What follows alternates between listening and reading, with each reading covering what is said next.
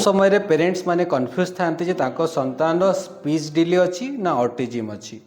आज ये दुई जन भीतर डिफरेन्स आम जाना। मु सच्चिदानंद नाथ कंसल्टेंट साइकोलॉजिस्ट। देखो स्पीच डिले आउ ऑटिज्म दुईटा जिनस भिन्न अटे। स्पीच डिले माने कौन जोटे छुआर जदि कथा कहबारे कम्युनिकेशन रे डेरी होची, जेमिति कि गोटे वर्ष मध्य 1 वर्ड आसीजा दरकार, 2 वर्ष मध्य 2 वर्ड स्पीच आसीजा दरकार। यहाँ जदि आसुनी तो स्पीच डिले अच्छी।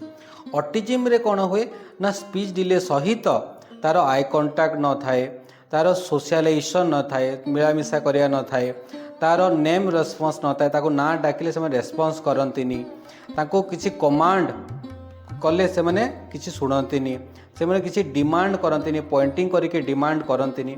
तो स्पीच डिले एवं ऑटिज्म दुईटा जिनस भिन्न अटे। तो ये विषय जदि आप संतान को किसी देखार अच्छे आप अति शीघ्र या कौन सी मेंटल हेल्थ एक्सपर्ट पाखे असेसमेंट करंतु एवं ट्रीटमेंट यथाशीघ्र आरंभ करंतु।